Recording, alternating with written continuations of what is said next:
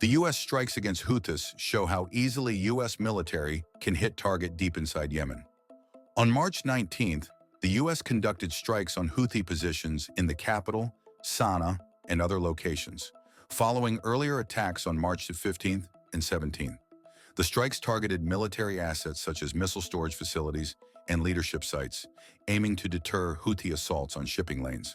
While not verified, most of the strikes have likely been carried out from USS Harry S. Truman Carrier Strike Group. In a recently published video, linked above, we argued why Houthis have no answer to the USS Harry S. Truman Carrier Strike Group. In response, some viewers have commented that while Truman's overall capabilities are far superior, there is always a luck factor.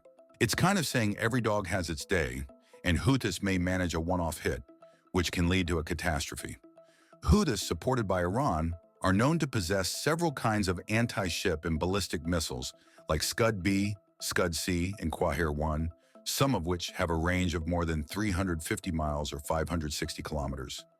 In this video, Defense Updates analyzes why Houthis sinking USS Harry S. Truman with a lucky shot is next to impossible.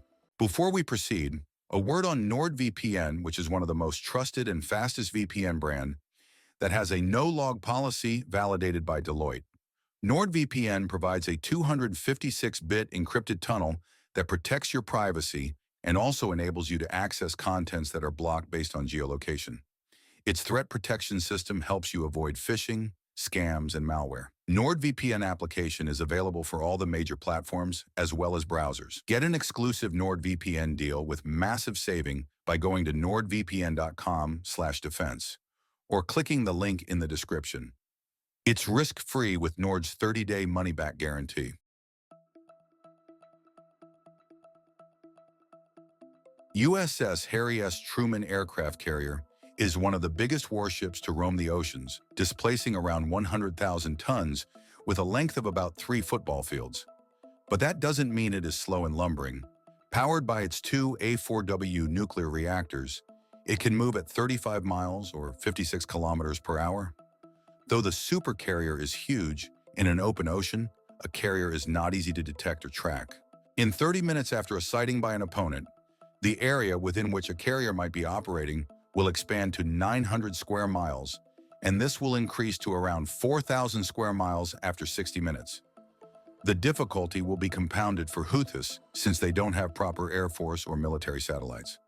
Houthi Air Force mainly includes one old F-5 fighter jet and several drones.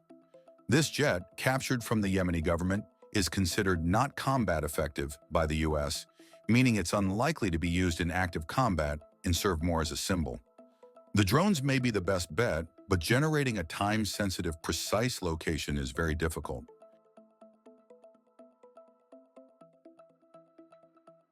Even if an engagement-quality location data is captured and a weapon is launched, it is unlikely that it will reach the carrier.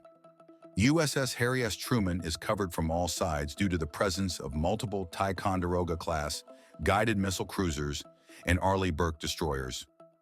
The Carrier Strike Group has the Ticonderoga cruiser USS Gettysburg, CG-64, and Arleigh Burke destroyers USS Stout, DDG-55, USS Jason Dunham, DDG-109, and USS The Sullivans, DDG-68. The Ticonderoga cruiser and Arleigh Burke destroyers are multi-role warships capable of anti-aircraft warfare, anti-submarine warfare, and anti-surface warfare. These warships are among the most versatile in the world and are equipped with several kinds of sensors that can detect, track, and engage incoming threats. Ticonderoga and Arleigh Burkes have 122 and 96 cells, Mark 41 Vertical Launch System, VLS. These can be configured with a variety of air defense missiles like SM-2, MR Block 3B, SM-3, SM-6, as well as ESSM, or Evolved Sea Sparrow missile that can counter drones, cruise missiles, and ballistic missiles. These warships also have multiple short-range systems, like the Phalanx Close-In Weapon System. The supercarrier carries up to 90 aircraft, including the Boeing FA-18 Super Hornet, Boeing EA-18G Growler, Grumman C-2 Greyhound, Northrop Grumman E-2 Hawkeye, and Sikorsky SH-60 Seahawk helicopters. Aided by E-2 Hawkeye, which is a carrier-based AWACS aircraft, The Super Hornet and Growler can take out incoming threats like drones. With air-to-air missiles such as AIM-9X, the Super Carrier also has multiple short-range air defense system, which includes ESSM rolling airframe missiles as well as failing CIWS.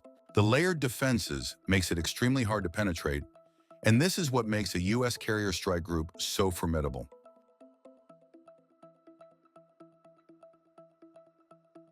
Nimitz-class supercarriers are built to take hits. The structural strength, coming from thoughtful design and excellent metallurgy, is top-notch. This is not easy to achieve. For example, China's second carrier, Shandong, launched in 2017, has seen many hull breaches which has led to water flooding. The carrier has spent a huge portion of its service life in the shipyard for repairs. The hardiness of the Nimitz class has been validated extensively. One of the carriers of this class, USS Theodore Roosevelt, underwent FSST, or full ship shock trials, in 1987. FSSTs are designed to simulate the impact of underwater explosions and ensure the ship can continue operating in battle. FSST includes validation of almost everything, including the reliability of onboard computer systems to nuclear reactor elements. For the USS Theodore Roosevelt, these trials were part of its sea trials, marking the last such tests for an aircraft carrier until the USS Gerald R. Ford in 2021. The trials took place over two periods, from 31 August to 4 September 1987, and from 8 to 21 September 1987. The first blast occurred on 2nd September at 1400 hours, with additional blasts on 10th, 14th, and 19th September. Over 800 sensors were used to measure the effects, ensuring the ship's structural integrity for combat conditions. The success of FSST shows how resilient a Nimitz-class supercarrier is. The FSST for the USS Theodore Roosevelt was a benchmark for Nimitz-class carriers, validating the design improvements over earlier vessels like USS Nimitz and USS Dwight D. Eisenhower, particularly in ordnance storage protection. USS Harry S. Truman, which came online about a decade later, being the 8th one in the class, is even better protected.